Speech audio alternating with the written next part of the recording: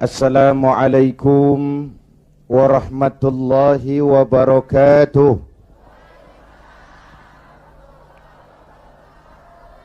Alhamdulillah, wassalatu wassalamu ala rasulillah Sayyidina Muhammad ibn Abdullah wa ala alihi wa sahbihi wa mawalah, amma ba'du. Para ulama yang saya muliakan, para pejabat baik sipil, TNI dan Polri, hadirin hadirat ma'asyiral muslimin yang berbahagia. Alhamdulillah, malam ini kita dapat bertemu dan berkumpul di tempat ini mengikuti tabligh akbar yang diselenggarakan oleh DPC bekerja sama dengan GMK dalam rangka Maulid mensyukuri nikmat kemerdekaan. Hadirin yang saya hormati, apa hubungan Islam dengan kemerdekaan? Pertama, Islam telah memberikan sugesti, dorongan, semangat, rangsangan kepada orang-orang tua kita dulu untuk bangkit berjuang melawan penjajah. Islamlah agama yang mengajarkan bahwa cinta tanah air bagian daripada iman. Betul? Hubbul watan minal iman. Tanah air kita bukan Aljazair. Tanah air kita bukan Palestina, bukan Arab Saudi, bukan Yaman. Tanah air kita mencintai Indonesia juga bagian daripada iman. Yang datang menjajah kebetulan kafir. Ini cikal bakalnya nih. Yang datang menjajah kebetulan kafir. Bertemulah cinta tanah air dengan semangat jihad yang diajarkan agama. Maka bangkitlah para ulama dengan jamaahnya, kiai dengan santrinya, bahu-membahu bersama tentara berjuang melawan penjajah Belanda. Pernah lihat gambar Imam Bonjol? Pernah? Pakai sorban. Pakai apa? Kalau pakai sorban pasti bukan pendeta Shaolin. Pernah lihat gambar Pangeran Diponegoro? Bukan cuma pakai sorban, pakai gamis. Ketika Belanda dengan licik berhasil menangkap Pangeran Diponegoro, pengikut-pengikutnya termasuk Kiai Mojo, Kiai Maja, mundur ke pedalaman, membentuk kantong-kantong perjuangan. Berupa apa? Pesantren. Pesantren selain sebagai tempat menimba ilmu, juga merupakan kantong perjuangan untuk melawan penjajah. Yang berjuang memerdekakan Indonesia selain tentara, ulama dengan jamaahnya, kiai dengan santrinya, pejuang-pejuang nasionalis beragama Islam. Tidak percaya sensus kubur pahlawan. Ibu bapak, saudara-saudara hadirin, malahan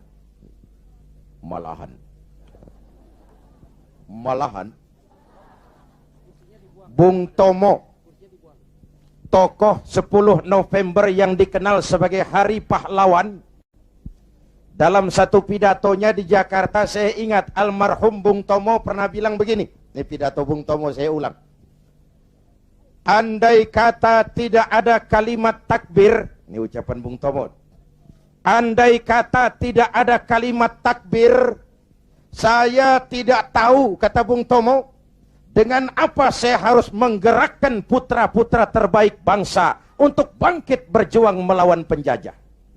Begitu Allahu Akbar, semangat jihad menggelora. Belanda kecil, mati tiket ke surga. Coba pakai kalimat lain, nggak serem. Woi, perang, perang, malah mundur orang. Tapi begitu Allahu Akbar, kalimat ini refleksi dari nilai keyakinan. Ibu bapak, saudara hadirin yang saya hormati, Ketika itu pilihan perjuangan cuma dua, merdeka atau mati. Betul? Orang-orang tua kita berjuang gak mikirin nanti saya jadi bupati di mana kalau merdeka. Nanti saya dapat kursi apa kalau merdeka. Tidak. Ikhlas membela tanah air sebagai bagian daripada nilai-nilai keimanan. Dulu iman untuk merebut kemerdekaan. Sekarang iman untuk mengisi kemerdekaan. Ya Bu? Ya Bu? Apa?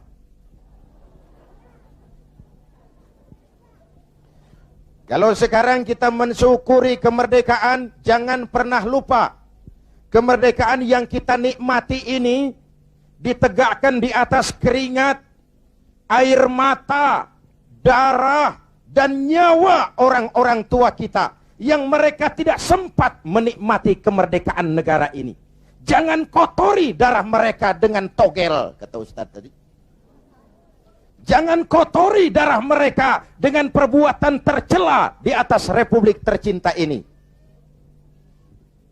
Jangankan adik-adik saya yang lebih muda, saya saja kalau ditanya, Saudara Zainuddin, apa jasamu dalam menegakkan kemerdekaan? Saya jawab, tidak ada.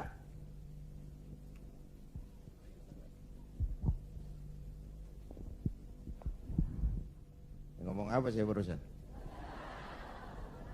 Hah? Kalau saya ditanya, Saudara Zainuddin, apa jasamu dalam menegakkan kemerdekaan? Saya jawab, tidak ada. Kenapa? Karena tahun 45 saya belum keluar. Itu saya. Tapi saya harus tahu diri dong. Kalau sekarang saya bisa minum air kelapa, itu karena orang-orang tua saya sudah nanam pohon kelapa. Betul? Nih adik-adik kecil nih, pernah minum air kelapa enggak? Pernah nanam pohon kelapa? Enggak pernah. Kalau sekarang kita menikmati indahnya merdeka, jangan pernah lupa. Kemerdekaan ini bukan hadiah Belanda, bukan kado Jepang, tidak turun dari langit laksana turunnya embun di waktu malam. Kemerdekaan tidak muncul hanya dengan simsalabim abragadabra. Kemerdekaan ini keringat, air mata, darah, dan nyawa orang-orang tua kita.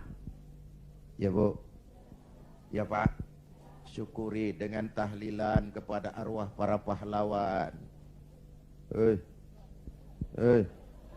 Agustusan ngibing sampai subuh. Tuh arwah para pahlawan gile, roh gua dijogetin.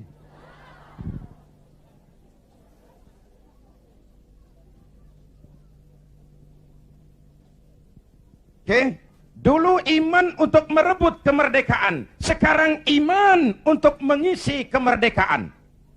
Selama ini pembentukan SDM kita cuma berorientasi pada pengisian otak, penataran tiap hari, pendidikan keterampilan di sana sini, tapi hati sering kosong, agama dangkal, keyakinan rapuh, akhirnya moral rendah. Pantas yang disuruh ngurus laut malah jadi bajak laut, yang disuruh ngurus hutan rame-rame jadi orang hutan, yang disuruh ngurus beras malah nimbun beras, yang disuruh ngurus hukum malah bikin hukum kayak pisau. Itu yang melukai rasa keadilan. Pantas muncul street justice, pengadilan jalanan, maling motor tangkap bakar. Itu refleksi dari ketidakpuasan rakyat terhadap sikap hukum selama ini, di mana rakyat melihat kalau yang kecil salah, hukum cepat-cepat ditegakkan, yang besar salah, diam pura-pura nggak ngerti. Itu yang merusak masyarakat. Jelas? Hukum kayak pisau. Tahu pisau? Kalau ke bawah tajam, ke atas si tumpul. Ini hukum pisau namanya. Mudah-mudahan ke depan duet Bu Mega dan Pak Hamzah mampu menegakkan hukum dengan benar. Amin. Ya Rabbal. Berangkat dari pengalaman itulah kita harus mulai kembali kepada penataan nilai keimanan. Itu sebabnya Muslim begitu beral lahir ke alam dunia udah disambut azan. Benar Bu? Kenapa? Bayi itu kaset kosong. Kalau dipakai merekam, daya rekamnya kuat. Kita yang udah berumur nih, ibarat kaset kebanyakan rekaman udah. Nggak kusut juga lumayan. Ngapalin udah berat, kaset kusut. Bayi kaset kosong. Begitu beral hadir ke alam dunia, rekaman pertama yang menyentuh telinganya, lafzul jalalah. Allahu Akbar, Allahu Akbar. Rekaman pertama. Belum sempat dia dengar Ricky Martin. Belum sempat dia dengar Westlife. Yeah. Kok tahu? Ya tahu, gue kan Ustadz Gaul.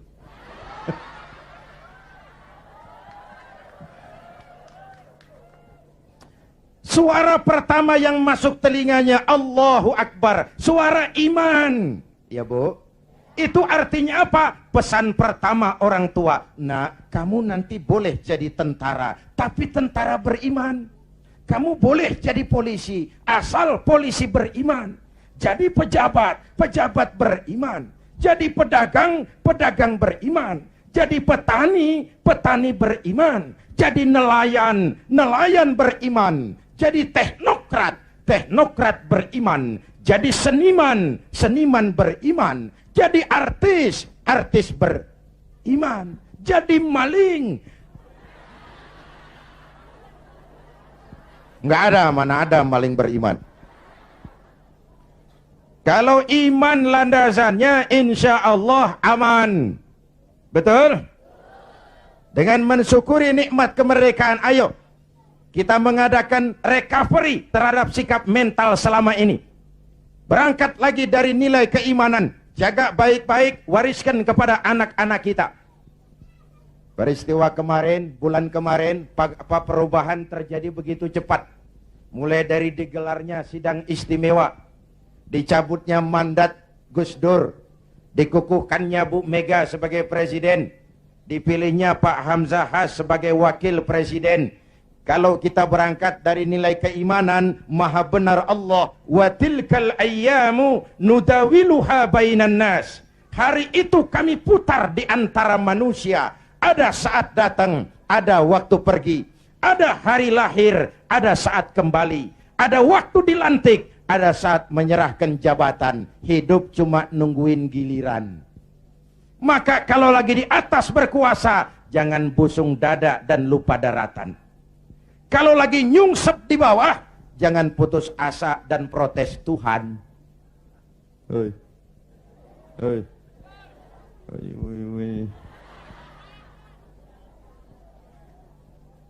Ayo tetap husnuzon, baik sangka kepada Allah.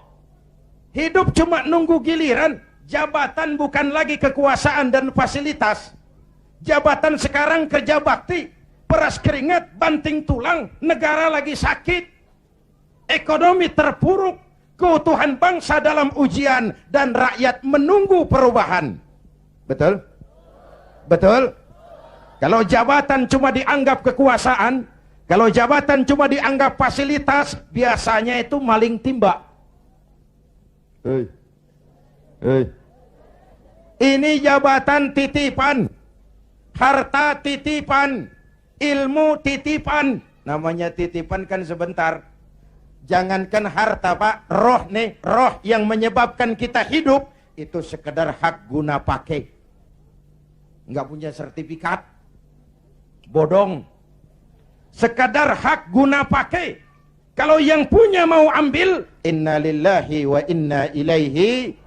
Ruh saja nggak bisa kita pertahankan, apalagi jabatan, apalagi harta, apalagi hidup ini. Hadirin yang saya hormati, hidup cuma nunggu giliran. Jelas? Jelas? Satu, hubungan Islam dan kemerdekaan. Yang kedua, Iya, saya cuma ngelihat jam. Reseh amat sih. Udah dengerin aja dah.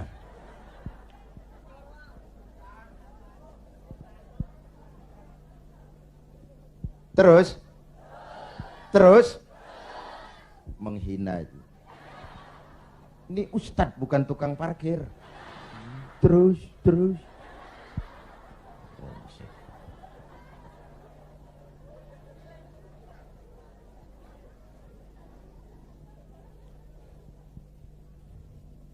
Yang kedua, setelah merdeka, kita mulai menata negeri ini, membentuk wawasan Nusantara dari Sabang sampai Merauke.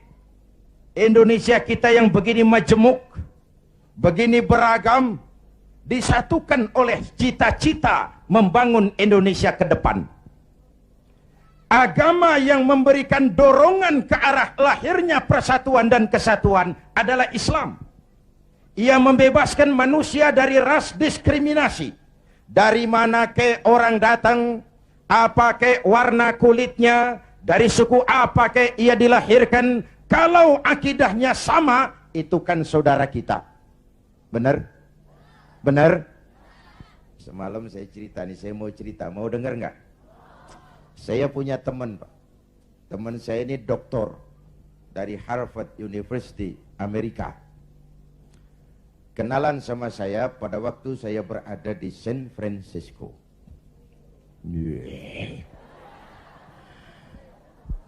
San Francisco tahu Bu kan? Tahu ya? Itu dari Tambun ke kanan. Tahu.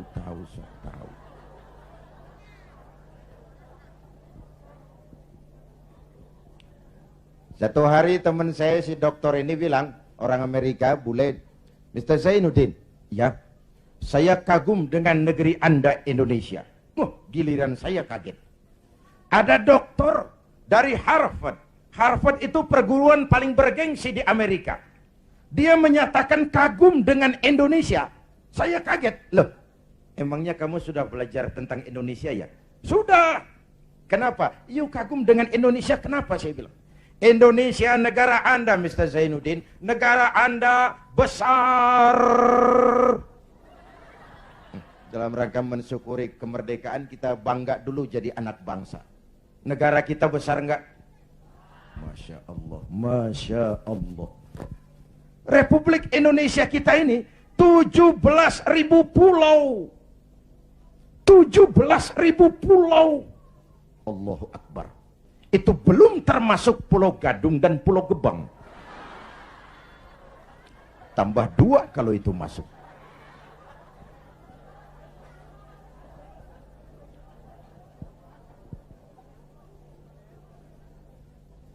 Buminya mengandung minyak, gas, batu bara, barang tambang lain. Lautnya kaya, hutannya kaya. 17.000 pulau terhampar sepanjang garis khatulistiwa.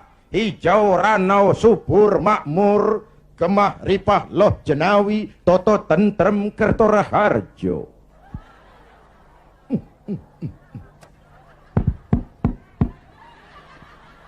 Negara besar.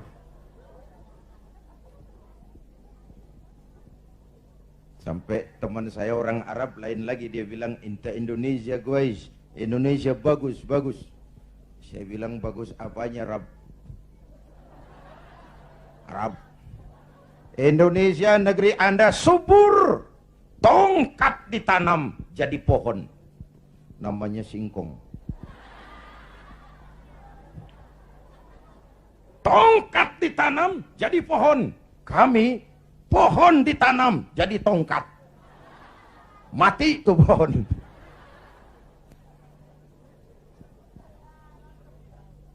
Negara besar. Terus apalagi yang kamu heran? Penduduk negeri Anda banyak. Kita rakyat Indonesia sekarang 210 juta. Itu SDM kita. Itu aset kita. 210 juta. Allahu Akbar. Konon menurut Keluarga Berencana Nasional, di Indonesia ini tiap 1 menit lahir 8 bayi. Cuma karena Indonesia luas, nggak terasa. Coba jejer, serem. 1 menit 8, brol. Ini kan menyangkut sekolah yang harus kita siapkan, lapangan kerja yang harus kita sediakan, kesehatan yang harus kita pikirkan, pertumbuhan penduduk kan artinya itu. Pertumbuhan penduduk artinya lapangan kerja, sekolah, kesehatan. Ibu bapak hadirin yang saya hormati. Negara besar, penduduk banyak, agama macam-macam. Ini faktor ketiga. Di Indonesia paling banyak agama. Selain Islam, ada Kristen, ada Hindu, ada Buddha, ada Shinto, ada agama Majusi, pengikut Zoroaster, ada agama Kaharingan di Kalimantan. Jawa Tengah masih banyak aliran kebatinan, kejawen, golongan eling. Yang penting percaya kepada Tuhan yang Maha Esa. Berbudi luhur, berjiwa bersih, banyak-banyak bersamadi. Menyadari tentang hakikat sangkan paraning dumadi.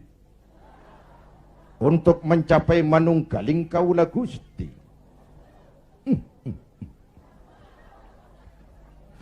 Negara besar, penduduk banyak, agama macam-macam, kok Anda bisa satu? Nah ini yang dia heran. Anda pakai lem apa? Saya bilang lemnya 2. Pertama, 87% penduduk Republik ini Muslim. Watak Islam itu rahmatan lil. Kalau besar, dia mampu melindungi yang kecil. Kalau kecil, dia mampu menjaga diri. Ini bukan umat teroris. Ini umat cinta damai. Ini bukan umat biang kerok, ini umat penegak kebenaran. Kita tidak pernah cari-cari musuh, tapi kita pantang lari kalau ketemu musuh. Jelas? Jelas? Hadirin yang saya hormati, lem kedua saya bilang namanya Pancasila. Ini diterima oleh semua agama. Dengan mensyukuri nikmat kemerdekaan, ayo jaga persatuan dan kesatuan. Pagelaran bulan kemarin dalam pengembangan demokrasi kita harus jadi pelajaran betapa kita harus menghormati perbedaan. Jangan beda dianggap musuh. Kalau beda dianggap musuh, kapan kita mau dewasa? Kalau beda dianggap musuh, kapan kita mau berdemokrasi? Ayo rakyat kita dewasa. Jangan terjebak fanatisme sempit. Saudara senang Zainuddin, boleh. Fanatik sama Zainuddin, jangan. Kalau buat Pak Zainuddin benar atau salah, saya bela dengan darah saya. Goblok. Yang benar belain, yang salah dandanin. Kalau salah dibenerin juga, kita menjerumuskan orang namanya. Ya Bu, ya Bu, ayo rakyat kita objektif. Biar keluar dari dubur ayam. Kalau memang telur, ambil. Biar keluar dari dubur kiai, kalau kuning, kabur. Jangan lihat kiainya, lihat yang merojol apaan. Akur? Akur? Ayo kita ambil pelajaran. Sekarang kalau para elit di atas masih suka pada bertengkar, kita rakyat nggak usah ikut-ikutan. Jadi penonton yang baik sajalah. Waktunya keplok. Namanya juga elit bang. Siang dia bertengkar, malam makan bareng di hotel. Kita di kampung udah pada ngasak golok. Urusan apa? Benar? Benar? Sebaliknya elit di atas juga kudu sadar dong. Seperti saya bilang, di mana-mana juga kalau kebo berantem sama kebo, yang rusak rumput. Kebo berantem sama kebo, yang rusak rumput. Pemimpin bertengkar sama pemimpin, yang bingung pengikut. Di mana-mana sejak dulu kalau kebo berantem sama kebo, yang rusak rumput. Maka kita menghimbau kepada para kebo. Ya ini ngikutin bahasa doang. Kita menghimbau kepada para kebo, berhenti dah berantem supaya rumput tumbuh subur. Amin. Kita nih rakyat kecil udah capek. 3 tahun terpuruk, di atas namain, dijadiin address. Padahal kita kan rakyat kecil, tuntutan nggak banyak-banyak amat. Si Ahmad aja yang banyak. Perangsanan saya Pak, kita nih rakyat kecil, asal keadaan aman, bisa kerja, makan cukup, anak bisa sekolah, rapi urusan. Bener? Yang mau jadi presiden si Ahmad, si Baduk, bodo amat kita mah. Ya Bu, yang penting Pak, keadaan aman, bisa kerja, makan cukup, anak bisa sekolah, rapi udah. Ada rezeki dikit, kawin lagi. Umpamanya ini, umpamanya.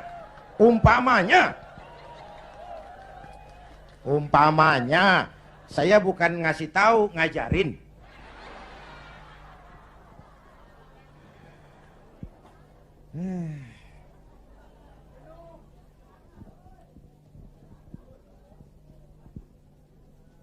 Ibu bapak, saudara-saudara hadirin, jadi mensyukuri nikmat kemerdekaan, jadilah lem perekat menjaga keutuhan bangsa. Kenapa? Keutuhan kita dalam ujian. Apalagi kemarin-kemarin kan istilah saya musim Pak Bendot. Kipas, angin. Tukang kipas gentayangan, tukang kompor lebih banyak daripada tukang lem. Angetin sono, sundut sini, panasin sono, bakar sini. Begitu kebakaran dia kabur, tepuk tangan, kita yang tekor. Hadirin yang saya hormati, padahal bangsa itu kayak gelas. Ini contoh.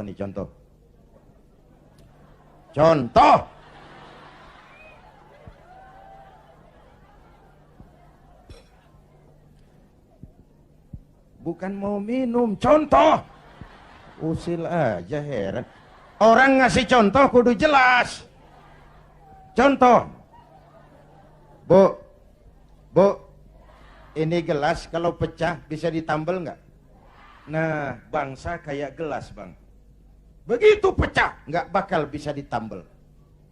Timur udah pisah dari Indonesia. Mimpi narik lagi Timur ke Indonesia. Mimpi. Kenapa? Gelas udah pecah, nggak bakal bisa ditambal.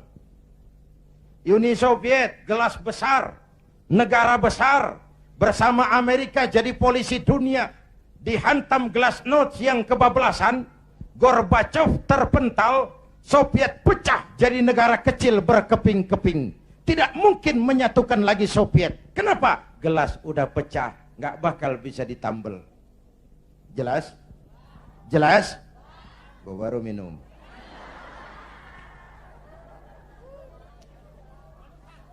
Ya bagaimana aja, orang nyari akal lah. Usil banget, gue heran. Iya, kalau datang minum kan gue malu amat. Mau minum aja pakai kelilingan dulu. Ayo, jangan biarkan Indonesia kita jadi gelas pecah. Jaga semangat kebersamaan. Beda boleh, marahan jangan. Bang, kaos lu hijau ya? Hijau boy. Temen kita kuning, biarin kalau dia mau. Yang satu merah, nggak apa-apa. Yang lain biru, boleh. Lu lewat sono, gua lewat sini, yang satu lewat situ. Ntar kita ketemu di sono. Bisa nggak begitu? Cakep nggak urusan? Iya, jangan beda kaos merengut. Urusan apa? Jadi anggota DPR kagak, sama tetangga marah. Tekor kemana-mana. Ayo rakyat, kita dewasa, berpolitik dengan rasio, jangan dengan emosi. Kayak saya kan, sekarang saya ketua Dewan Pimpinan Pusat Partai Persatuan Pembangunan. Itu pribadi saya, nanti saya cerita kenapa saya gunakan hak politik saya. Tapi saya tidak akan memaksakan pendirian ini kepada hadirin. Itu resiko saya gunakan hak politik saya pulang kampung P3. Perkara saudara, terserah, saya menghargai pendirian saudara. Mau ikut saya, alhamdulillah. Mau pilih P3, silakan. Mau berjuang dengan yang gambarnya Ka'bah, boleh. Terserah aja itu sih. Namanya hak demokrasi, nggak boleh dipaksa-paksa dong, ya nggak.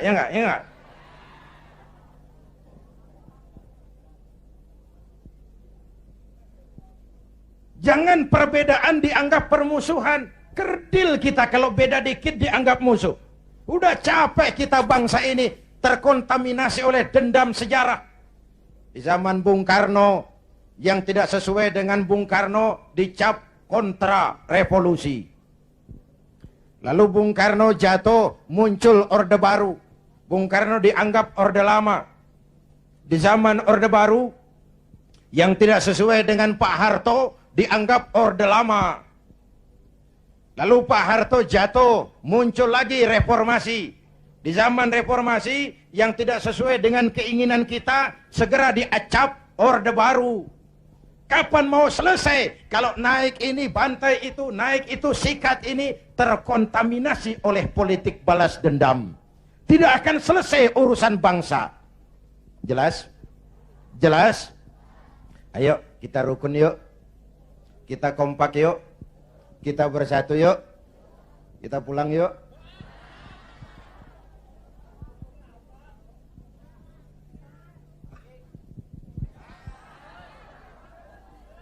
Sampai jam berapa nih?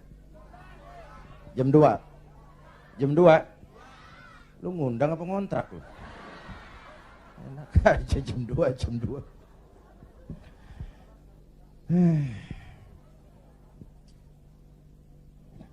Malam ini saya hadir di sini. Saya nggak merasa sebagai tamu. Saya hanya keluarga datang dan bicara di tengah keluarganya. Bahwa saya lahir di Kebayoran, itu sih kebetulan. Saya nggak mesen. Terima jadi mau bilang apa? Belum lama di Sumatera Utara, di Medan, satu tabligh akbar saya bicara di tengah keluarga besar suku Mandailing, Batak. Saya diulos, dikasih pakaian kebesaran, diangkat jadi warga Mandailing. Saya dikasih gelar Lubis. Zainuddin MZ Lubis. Saya maulid lagi ke Makassar bersama nelayan-nelayan Bugis. Mereka bikin acara gebyar maulid tradisional Bahari 2000. Kumpul tokoh-tokoh Bugis. Saya dipakein pakaian kebesaran, pakai badik. Saya diangkat lagi jadi warga Bugis oleh wali kota Makassar. Saya dikasih gelar Daeng Tojeng. Tojeng artinya yang benar. Daeng semacam Raden. Kalau dikumpulin nama saya udah lumayan panjang. Haji Daeng Tojeng Zainuddin MZ Lubis. Saya cuma mau bilang inilah Indonesia kita. Begini majemuk, begini beragam. Walaupun bineka, kita tetap tunggal. Nah, bagi kita umat Islam sudah dididik di masjid. Masya Allah, di daerah kita masjid saya bangga.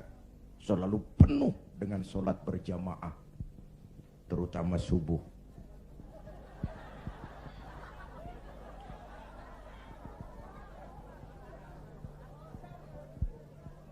Saya tahu saya subuh sering lewat sini. Kalau udah subuh penuh. Sampai keluar. Nggak ada yang masuk.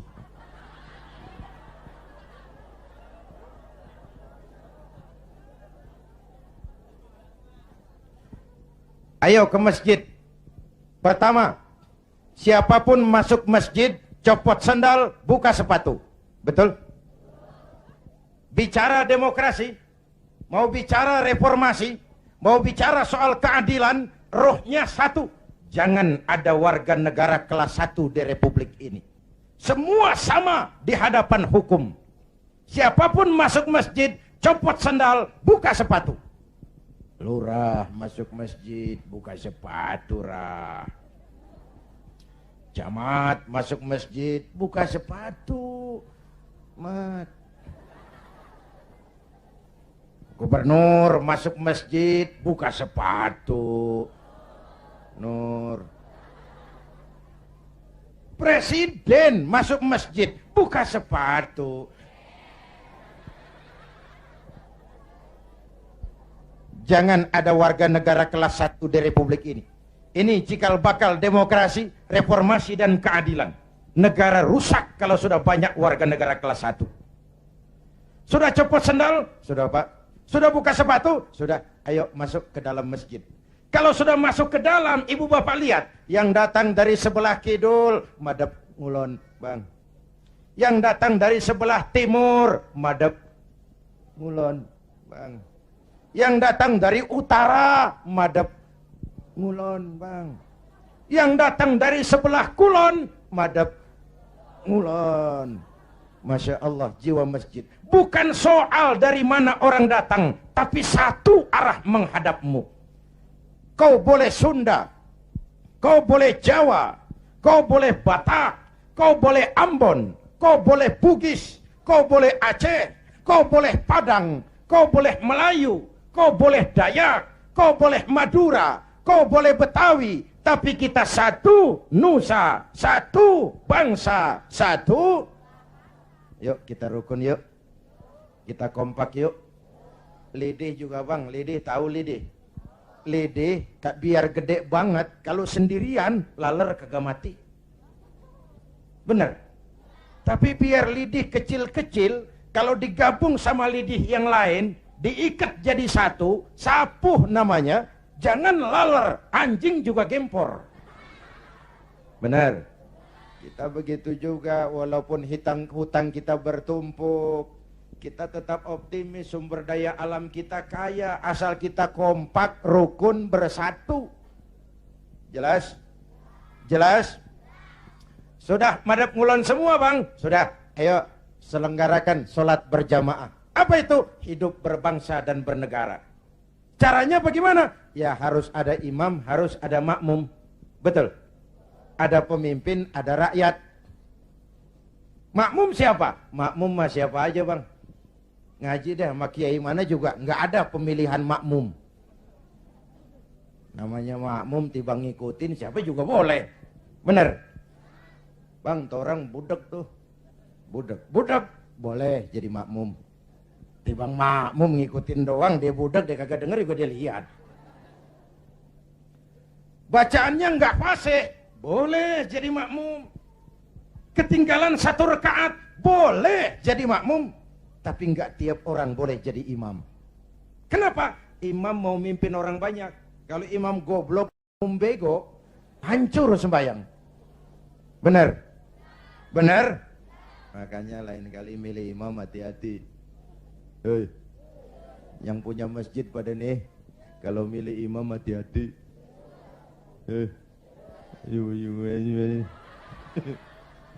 Saya pesan yang pada punya masjid, kalau milih imam hati-hati. Dulu pernah kejadian, ini karikatur, mau dengar nggak saya cerita? Dulu, tahun 1. Di kampung saya ada 3 orang goblok. Goblok tahu goblok bu? Bego. Bego tahu bego? Minum es ditiup. Dia kira ngebul panas kali. Ini 3 orang goblok sholat di musola. Musolanya udah tua, atasnya pagar, banyak tikus. 1 jadi imam, 2 jadi makmum. Waktu tahiyat, at-tahiyatul mubarakatus salawatut tayyibatu lillah. Baru sampai atta, tikus jatuh. Pas di depan imam. Gede, botak.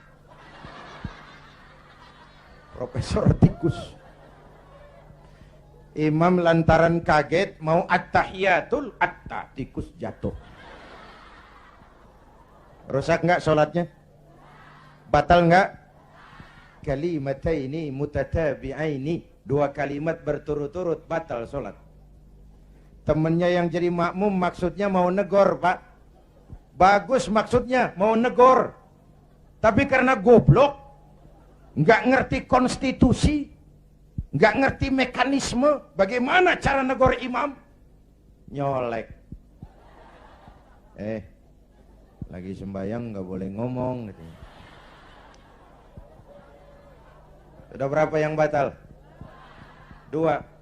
Yang 1 kan mestinya selamat. Nyaut. Untung gue diem aja. Dia ngobrol bertiga.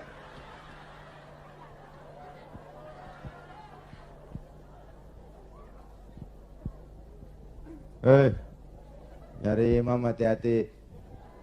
Ya Pak.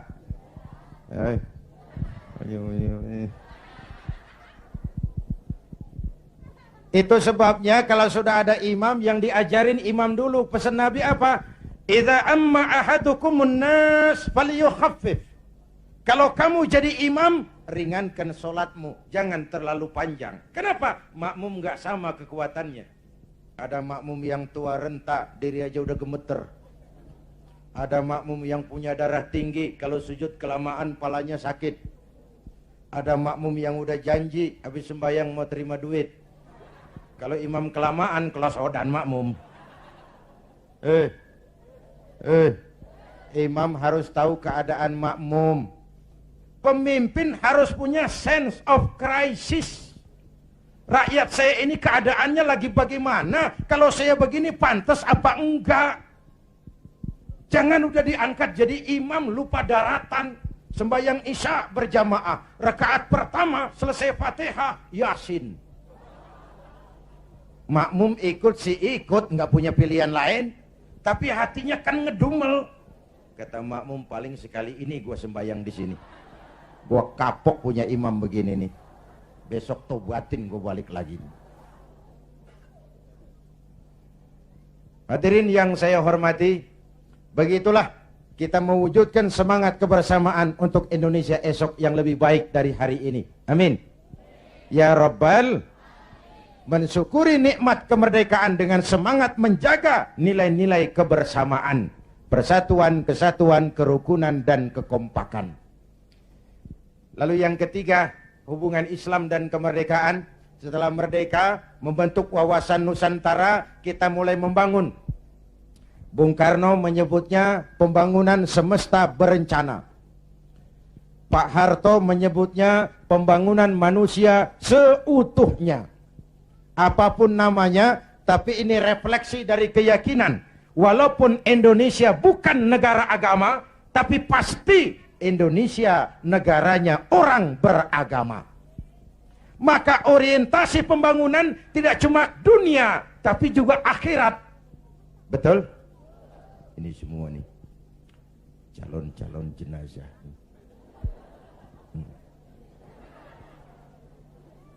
Tadi di awal saya bilang hidup cuma nunggu giliran, akhirnya giliran mati. Betul? Cuma kapan mati itu yang kita nggak tahu. Apakah nanti ibu-ibu duluan, saya belakangan? Kita nggak tahu, itu rahasia Allah. Mungkin juga malah saya yang belakangan, ibu-ibu duluan. Kita nggak tahu, itu rahasia Allah. Betul? Betul? Karena itu, dengan mensyukuri nikmat kemerdekaan, mari kita isi kemerdekaan ini membangun dunia, tapi untuk kepentingan akhirat. Ya Bu? Ya Pak? Ayo kita kompromi kepada Allah dengan memasyarakatkan istighfar, mengistighfarkan masyarakat. Kita memang rakyat kecil, tapi jeritan batin rakyat kecil, nurani rakyat kecil, mampu menggoyang aras. Hadirin yang saya hormati, hanya dengan wujud keseimbangan seperti itu, ada hidup sesudah mati, ada akhirat sesudah dunia, kita bisa berharap mencapai fid dunya hasanah wa fil akhirati hasanah. Ibu bapak hadirin, ini sekelumit tentang mensyukuri nikmat kemerdekaan. Nah sekarang saya mau bicara soal partai. Karena yang ngadakan ini DPC P3. Banyak pertanyaan. Mengapa makhluk bernama Zainuddin MZ, yang dulu katanya tidak kemana-mana tapi ada di mana-mana, kok memutuskan turun lagi ke panggung politik? Tentu ada asbabun nuzul. Ini saya mau cerita asbabun nuzul. Saya mulai berkenalan dengan politik lebih dulu daripada menjadi mubalik. Tahun 71 saya sudah ikut politik praktis. Waktu itu saya jadi juru kampanye Partai Nahdlatul Ulama. Pemilu pertama di zaman Pak Harto yang diikuti oleh 11 partai.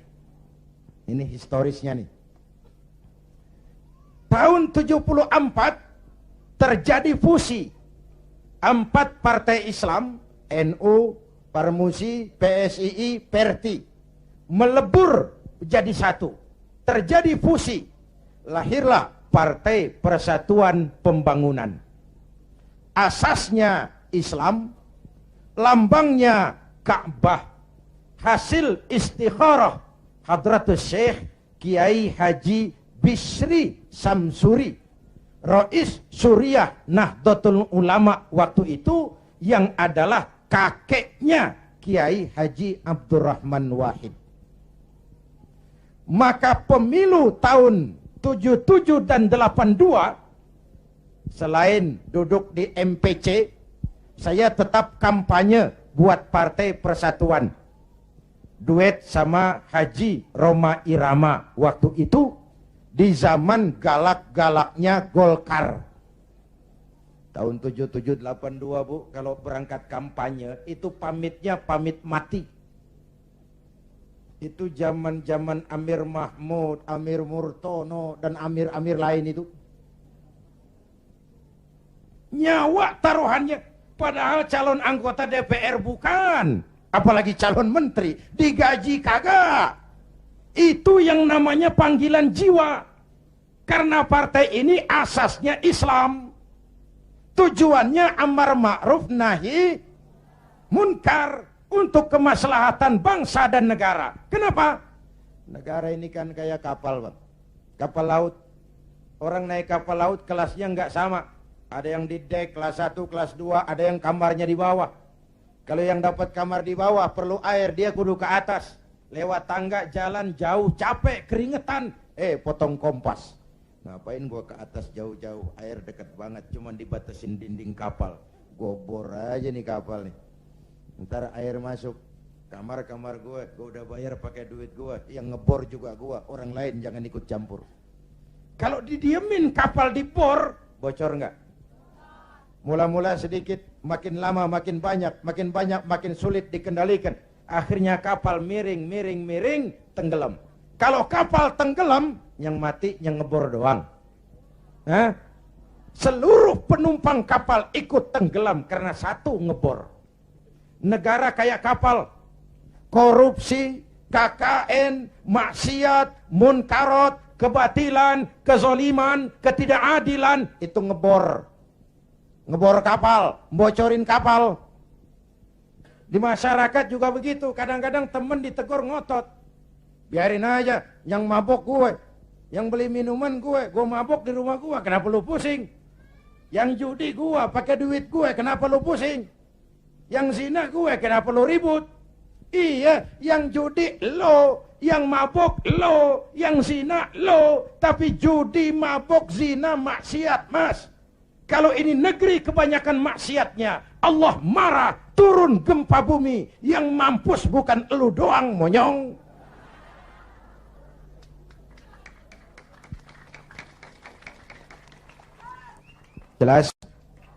Jelas? Iya, kalau kita makan nangka kena getah sih resiko. Enggak makan nangka kena getah, sial namanya. Jelas? Nah, singkat cerita, lalu tahun 83-84 diundangkan asas tunggal Pancasila. Golkar makin tirani, makin otoriter. Tidak boleh lagi ada ormas dan parpol yang asasnya Islam. Kalau tidak mau terima asas tunggal, bubar. Maka dengan berat hati waktu itu, P3 menerima asas tunggal Pancasila daripada dibubarin. Lambangnya berubah jadi bintang.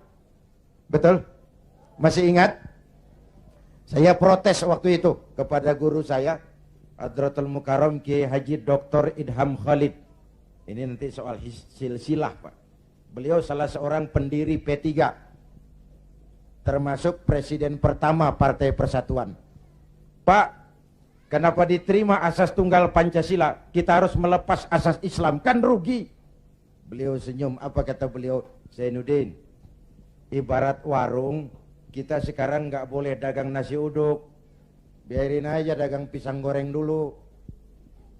Sebab kalau kita dagang nasi uduk juga warung digusur. Biarlah dagang pisang goreng dulu, yang penting masih punya warung. Nanti kalau keadaan aman kita dagang lagi nasi uduk. Ya, Masya Allah, orang tua bijaksana. Tapi saya sudah kadang frustasi. Apa artinya lagi berpolitik kalau asasnya tidak Islam? Maka sejak tahun 84 saya mengundurkan diri dari panggung politik. Saya konsentrasi penuh kepada dunia dakwah. Ketika itulah lahir prinsip saya tidak kemana-mana, tapi saya ada di mana-mana. Itulah politik dakwah. Itu politik dakwah. Kenapa? Waktu itu Golkar kejam, Pak. Tidak boleh ada bunga indah tumbuh di luar istana. Tidak boleh ada bunga indah tumbuh di luar istana.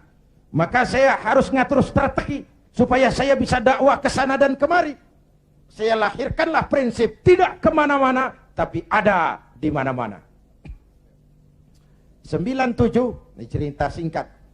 Mulai terjadi krisis moneter. Rupiah kita anjlok, dolar naik ke langit. Ya Bu? Ya Bu? Dari 2.500 dolar sampai 17.200, bagaimana nggak kolab? Akibat krisis moneter muncul yang lebih makro, krisis ekonomi. Sampai sekarang kita masih ngerasain, ya Bu, perusahaan besar ambruk, konglomerat terpuruk, hutang numpuk, pejabat ngantuk, PHK di mana-mana. Lapangan kerja sulit, pengangguran meningkat, kemiskinan naik, kriminal menjadi-jadi, harga-harga kebutuhan tiap hari berlomba dan membumbung. Ini ibu-ibu di dapur kan ngerasain bener. Ya Bu, tadi udah ditanya tuh mau Ustadz kita, beras naik enggak? Naik. Minyak, kecap, bapaknya anak-anak. Pikir dulu baru nyaut, naik.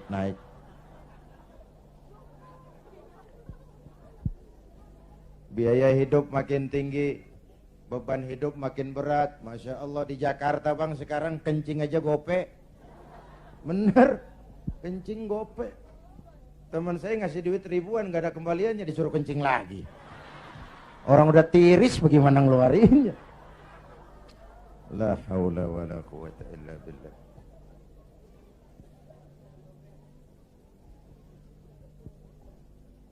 Akibat krisis ekonomi muncul yang lebih mengerikan, krisis kepercayaan. 97. Reformasi bergulir, mahasiswa turun ke jalan, Pak Harto lengser. Ini turunnya Pak Harto, Pak Bu, saya punya dua catatan penting. Pertama, betapa besar arti kepercayaan. Ini kan PDIP sama P3 lagi dapat kepercayaan. Jadi orang nomor 1 dan nomor 2 di Indonesia. Nyari kepercayaan berat, menjaga kepercayaan lebih berat. Kalau dipikir-pikir Pak Harto kok bisa turun? Apa nggak punya duit? Banyak. Apa nggak didukung tentara? Oh, sebagai presiden dia panglima tertinggi ABRI, Pangkostrat mantunya. Kok turun? Jawabannya tidak dipercaya. Tidak dipercaya. Nih pelajaran nih. Nggak punya duit bisa minjam, nggak punya beras bisa minta, nggak dipercaya turun. Betul? Luar biasa kepercayaan itu. Ibu-ibu dari sore mau duduk besini, nggak minum, nggak makan, kan karena percaya sama saya. Bener? Entah lo nggak percaya, gue bacok tuh. Bener Bu, kepercayaan penting. Orang kayak Saddam Hussein, orang kayak Muammar Gaddafi, orang kayak Fidel Castro, secara ekonomi diembargo habis-habisan oleh Amerika, dikucilkan dari pergaulan internasional. Tapi Saddam tetap mimpin Irak, Gaddafi tetap mimpin Libya, Castro tetap mimpin Kuba. Kok bisa? rakyat percaya sama pemimpinnya. Hei, hei, rakyat percaya. Rakyat percaya. Ya Bu? Ya Pak? Kalau nggak dipercaya udah berapa dah? Ini. Itu catatan pertama. Catatan kedua, dengan segala kelebihan dan kekurangannya, Pak Harto masih menjaga keutuhan bangsa. Ya udah, kalau nggak dipercaya saya turun. Nggak usah sidang istimewa, ongkosnya mahal. Pak Harto juga nggak nakut-nakutin rakyat. Ntar kalau saya turun Jawa Tengah merdeka. Enggak. Pak Harto juga nggak ngumpulin pendukung. Kalau mau masih banyak pendukungnya. Tapi keutuhan bangsa lebih penting daripada kepentingan pribadi. Itu sosok negarawan. Jelas? Turun Pak Harto, naik Pak Habibie. Habibie ini menurut saya the right man in the wrong time. Pemimpin yang baik tapi muncul pada waktu yang salah. Kenapa? Pak Habibie berhasil menekan dolar dari 17.000 ke 6.000. Itu prestasi ekonomi. Orangnya demokrat, kalau dihujat senyum. Dia masuk gedung DPR, dia senyum. Waktu laporan pertanggungan jawabnya ditolak oleh DPR dengan suara beda cuman puluhan, apa komentarnya? Sambil senyum dia bilang, it's over. Kalau laporan saya ditolak, selesailah saya sampai di sini. Dia tidak maju lagi sebagai calon presiden, padahal masih punya hak mencalonkan diri. Kenapa? Itu namanya tahu diri. Kalau orang udah kagak demen, udah. Muka badak.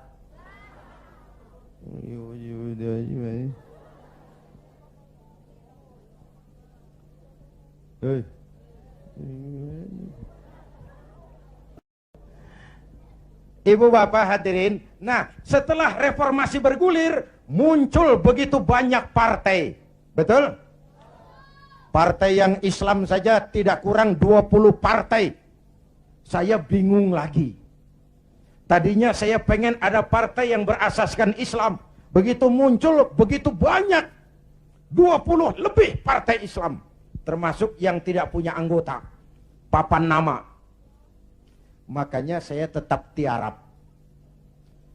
Lalu tahun 99 diadakanlah pemilihan umum.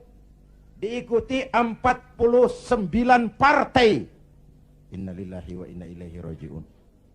49 partai, termasuk 20 lebih partai yang asasnya Islam.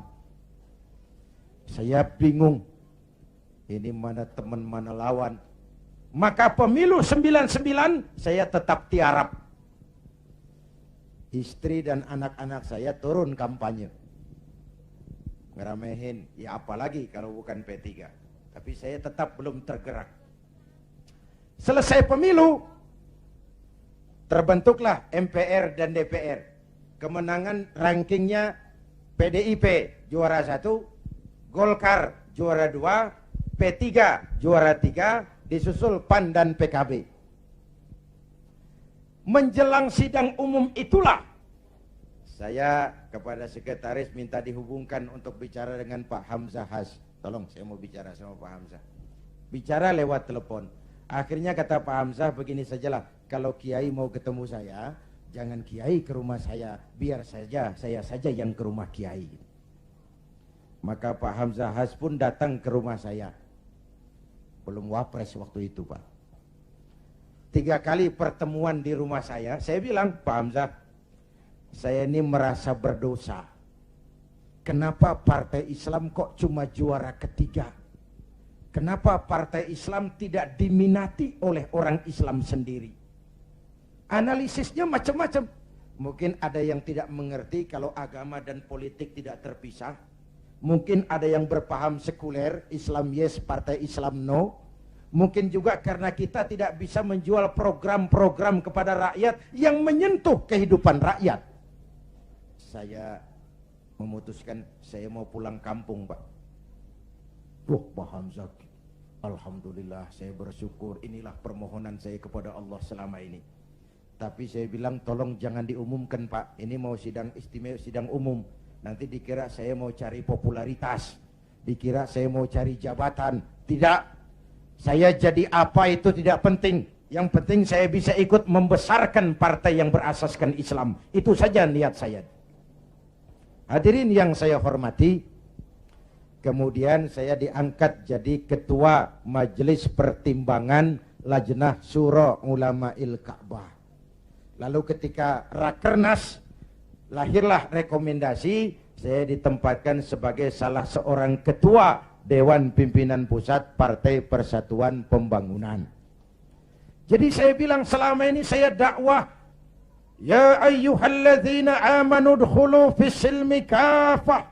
Hai orang-orang beriman, masuklah ke dalam Islam secara utuh. Jangan masuk Islam separuh-separuh. Kalau Islam katamu, Islamlah cara kau berdagang, Islamlah cara kau bertetangga, Islamlah cara kau berumah tangga, Islam jugalah cara kau berpolitik. Jangan masuk Islam separuh-separuh. Ya Bu, ya Bu, Bu, jawab yang jujur. Kalau masuk separuh-separuh enak enggak? Tuh kan ngeres aja kan pikiran. Tetapi saya tetap pada orbit saya. Saya tidak akan meninggalkan tugas dakwah. Dan saya bersyukur, sekalipun saya terjun kembali ke dunia politik, dakwah saya tetap berlangsung. Undangan nggak kurang, malah makin sibuk ngatur. Saya bersyukur ya Allah, kalau begitu mudah-mudahan umat bisa menerima saya pulang kampung. Dan kalau sekarang P3 pada kabinet ini mampu meraih wakil presiden, kenapa tidak pemilu tahun 2004 kita raih kursi presiden? Asal konstitusi, kan sah saja orang punya cita-cita toh. Nah sekarang partai gurem yang kagak dapat suara aja pada minta kursi menteri. Ini tukang kursi lagi laris nih. Partai gurem yang kagak dapat pemilih pakai minta kursi juga, emang urusan apa? Kursi laku banget. Dianggap kapling pembagian rezeki. Innalillahi. Ini kerja bakti. Peras keringat, cuci piring. Negara lagi bangkrut. Indonesia lagi sakit. Ibu Pertiwi meratap berlinang air mata. Kalau cuma pada mau cari rezeki, maling tembak lagi tuh. Negara makin terpuruk. Ibu bapak hadirin yang saya hormati, karena itu kita doakan Bu Mega dan Pak Hamzah mampu melaksanakan amanat rakyat. Amin. Ya Rabbal Alamin. Dan kita semua rakyat tetap menjaga kebersamaan, persatuan, kerukunan, dan kekompakan. Perbedaan jangan dianggap permusuhan. Justru ciri demokrasi kemampuan memanage konflik, bukan menghilangkan konflik, tapi memanage konflik menjadi kekuatan untuk membangun ke depan. Hadirin, inilah sekelumit yang dapat saya sampaikan malam ini. Mudah-mudahan baik mensyukuri kemerdekaan maupun kehadiran saya di partai menjadi jelas adanya. Bukan karena target pribadi, tapi karena inginan memberikan kontribusi yang lebih real kepada umat, bangsa, dan negara tercinta ini. Terima kasih atas segala perhatian. Mohon maaf atas segala kekurangan. Jumpa lagi di lain kesempatan. Usikum wa nafsi bitaqwallah. Wassalamualaikum warahmatullahi wabarakatuh.